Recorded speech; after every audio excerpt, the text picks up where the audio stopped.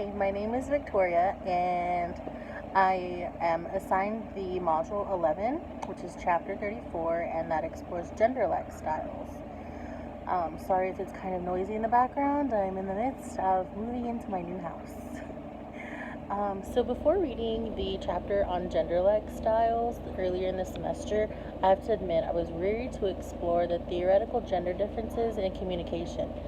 When it comes to a science and theory, I've seen how gender research can lead to generalizations, which can then lead to and this was from the book, it leads to a simplistic reductionism that claims biology is destiny. However, I really did appreciate that Tannen was able to minimize these generalizations between the genders and explain that there are just differences in communication between masculine and feminine speakers. So I know I'm supposed to keep it very specific and covering the chapter, so I'll go ahead and discuss the part where she speaks on women's desire for connection versus men's desire for status. This section basically said that when women communicate, they communicate for connection because they want to be close to you, they want to be intimate, and when men communicate with you, they have an end goal of maintaining their status. So keeping and maintaining a high face value and making sure that their face is not, tainted in a way.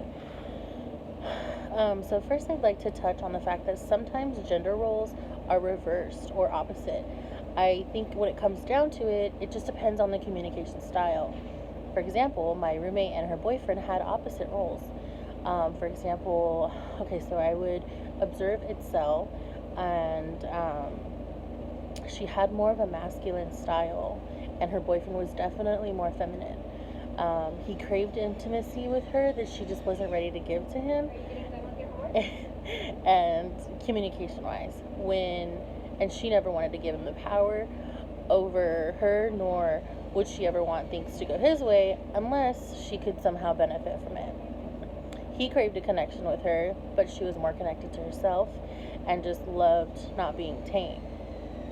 She really appreciated her freedom. So this quote from the book really helped kind of put all of this into perspective. So this is the quote. It says, Tannen realizes that categorizing people and their communication according to their gender is offensive to many men and women. None of us like to be told, oh, you're talking just like a woman. Each of us regards himself or herself as a unique individual, but at the risk of reinforcing a simplistic reductionism that claims biology is destiny, Tannen insists that there are gender differences in the way we speak. So that part of her theory is correct. I think when it comes down to it, it doesn't matter if you're a man or a woman, it just matters how your communication style, if it's more in line with being feminine or more masculine. In some cases, a man can be feminine, and in other cases a woman can be masculine. But I don't think it's safe enough to say that in most cases that women are usually this and men are usually that, because people have very different communication styles all the time, and sometimes they have both. So everything is it's not absolute. But as an example for a man having masculine styles, I can definitely say that the main example that I could use for that is my dad. He's a man, and he has a masculine way of communicating.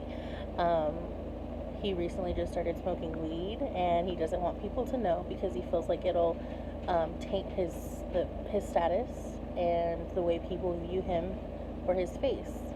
So he likes to maintain a high face value.